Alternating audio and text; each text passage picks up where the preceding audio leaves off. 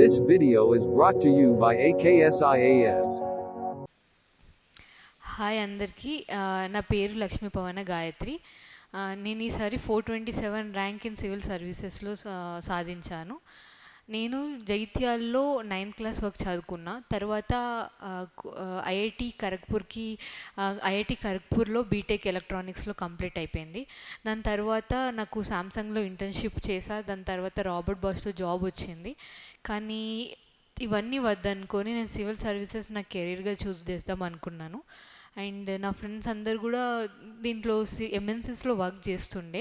But నేను మాత్రం నాకు ఈ కెరీర్, నాకు ప్రొఫెషన్ ఉండాలి, నాకు ఈ వర్క్ అంటే ఇష్టము, లైఫ్లో సాటిస్ఫాక్షన్ వస్తూ ఉంటుంది ఈ వర్క్ చేస్తుంటే అని సివిల్ సర్వీసెస్ నేను స్టార్ట్ చేశాను అన్నమాట. అంటే మా అమ్మ గవర్నమెంట్ టీచర్, మా నాన్న గారు కూడా గవర్నమెంట్ మెడికల్ ఆఫీసర్. మా తమ్ముడు వచ్చేసి ఐఐటి బాంబేలో గ్రాడ్యుయేట్ చేశాడు.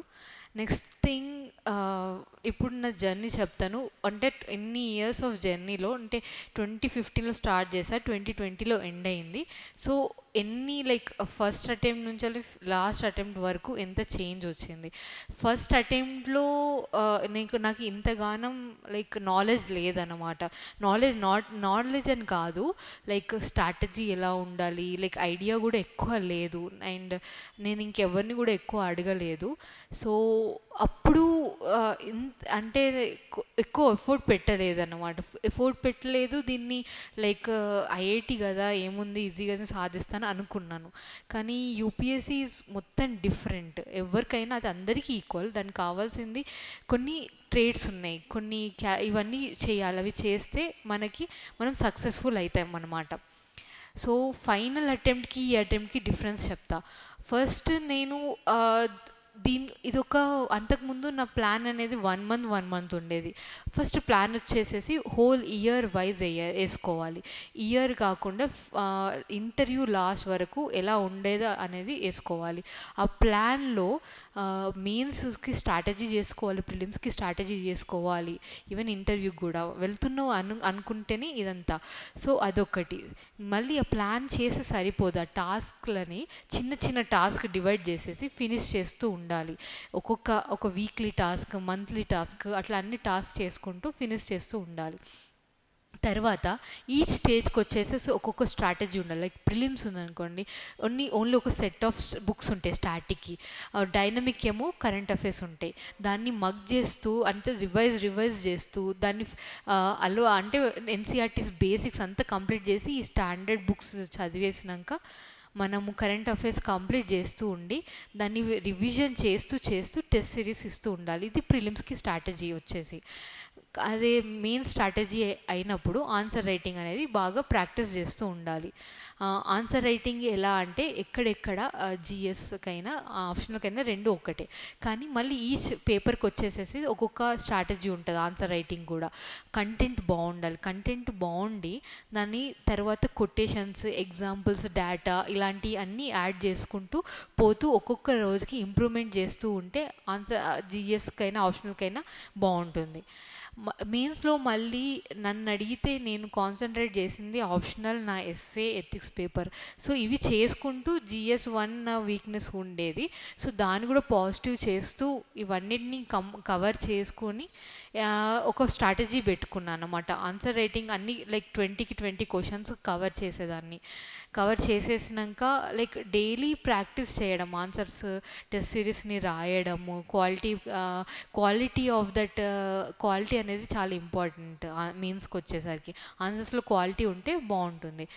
నెక్స్ట్ తర్వాత ఇంటర్వ్యూ కూడా ప్రతి స్ట్రాటజీ, ఈ 3 స్టేజెస్కి స్ట్రాటజీ ఒక్కొక్కటి చూసుకొని మనము ఈ స్ట్రాటజీ పెట్టుకొని దాన్ని ఫుల్ఫిల్ చేయాలి. తర్వాత టెస్ట్ సిరీస్ రాసుకొని నువ్వు ఎవాల్యుయేట్ చేసుకోవాలి. అంటే ఇది కరెక్ట్గానే ఉన్నామా, ఇంకా దీనికి ఏమన్నా అవసరం అయ్యి ఉంటుందా.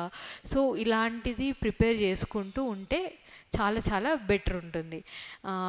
తర్వాత నెక్స్ట్ ఏంటంటే నా రిఫరెన్సెస్ బుక్స్, స్టాండర్డ్ బుక్స్ చాలా వరకు అందరు యూజ్ చేసేది. పాలిటీకి లక్ష్మీకాంత్, ఎన్విరాన్మెంట్కి శంకర్, హిస్టరీకి స్పెక్ట్రమ్, ఏన్షియంట్ కును మిడివల్కి తమిళనాడు ఎన్సీఆర్టీస్. సో ఇలాంటివి ప్రిపేర్ చేసుకుంటూ ఇవన్నీ స్టాండర్డ్ బుక్స్ నేను ఫాలో అయినా. ఆప్షనల్‌కి ఈసారి నేను ఎక్కువ లెంత్ లేను. పొలిటికల్ సైన్స్ అంతకుముందు ఎలక్ట్రికల్ ఉండేది. సో, ఎలక్ట్రికల్ నుంచి పొలిటికల్ సైన్స్ తెచ్చుకున్నా. పొలిటికల్ సైన్స్ తెచ్చుకొని దానికి ప్రిపేర్ కావాల్సిన బుక్స్ ఉన్నాయి. సో, ఫస్ట్ కాన్సెప్ట్స్‌ని అర్థం చేసుకోవడం, క్లారిటీగా అర్థం చేసుకోవాలి.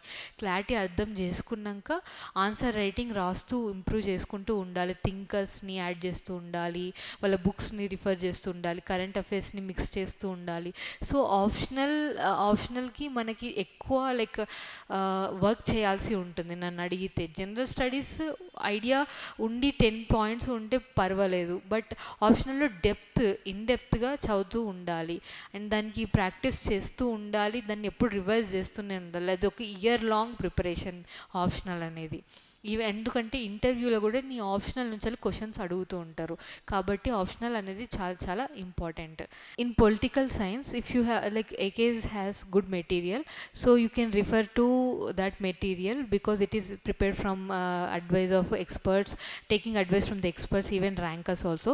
So I think it is good source to begin political science from that material. GS కున్న essay preparation. So essay preparation నేను ఎక్కువ చేయలేదు. నాకు ఎస్ఏ స్కిల్స్ ఫస్ట్ నుంచి చైల్డ్హుడ్ నుంచి ఉండే కాబట్టి ఎక్కువ ప్రిపరేషన్ చేయలే. బట్ నన్ను అడిగితే ఎస్ఏలో మీరు అన్ని జనరల్ స్టడీస్ నేర్చుకున్న అన్ని నాలెడ్జ్ని కలిపి ఒక ఎస్ఏ లాగా రాస్తూ ఉండాలి. తర్వాత ఇక్కడ మంచి కొటేషన్స్ అయినా ఎగ్జాంపుల్స్ అయినా అలాంటివి యూజ్ చేసుకుంటూ ఎస్ఏలో కోట్ చేసుకుంటూ నేషనల్ లెవెల్, డిస్ట్రిక్ట్ లెవెల్ అలాంటి అన్నీ వెళ్తూ ఉంటే ఎస్ఏ అనేది బాగా కనిపిస్తూ ఉంటుంది. క్వాలిటీ అన్నమాట. క్వాలిటీ అనేది చాలా ఇంపార్టెంట్ మెయిన్స్కి అనేది. సో ఆన్సర్ రైటింగ్లో క్వాలిటీ ఎలా చేస్తుంటే క్వాలిటీ టెక్స్ట్ బుక్స్ అట్లాంటివి రిఫర్ చేస్తుంటే పర్వాలేదు. అయితే తెలుగు మీడియంకి కూడా వాళ్ళకు కూడా ఈ మధ్యలో రిసోర్సెస్ చాలా అవైలబుల్ అవుతుంది. సపోజ్ AKS వాళ్ళది మెటీరియల్ ఉంది తెలుగు మీడియంలో. సో అలా ఆ క్వాలిటీ మెటీరియల్ తీసుకొని మీ కంటెంట్ డెవలప్ చేసుకుంటూ ప్రాక్టీస్ చేస్తే ఇది నేను బెస్ట్ వే అంట మెయిన్స్ ప్రిపరేషన్కి. అండ్ ఇంగ్లీష్ మీడియం అయినా తెలుగు మీడియం అయినా అంటే ఏ లాంగ్వేజ్ తీసుకున్నా కూడా మీరు ఒక స్ట్రాటజీ వేసుకొని డెడ్లైన్స్ కంప్లీట్ చేస్తూ కన్సిస్టెంట్గా అంటే అది అలానే డైలీ మార్నింగ్ లేవడం చదవడం అలా చేస్తూ ఉంటే పక్కా మీరు అంటే ఇది సాధిస్తారు. సివిల్ సర్వీసెస్ అనేది సాధిస్తారు. తెలుగు మీడియంలో ఇప్పుడు రిసోర్సెస్ ఉంటున్నాయి. టెస్ట్ సిరీస్ రాయండి. అండ్ మంచిది అంటే మంచిగా అర్థం చేసుకోగలుగుతాం తెలుగు మీడియంలో ఉంటే కూడా. తెలుగులో మనం కాన్సెప్ట్స్ని ఎక్కువ అర్థం చేసుకోగలుగుతాం కాబట్టి మంచి బుక్స్ రిఫర్ చేసుకుంటూ రాస్తూ ఉంటే ఐ థింక్ ఇదేమీ అంటే మీకు డిఫికల్టీ అనిపించదు అని అనుకుంటున్నా.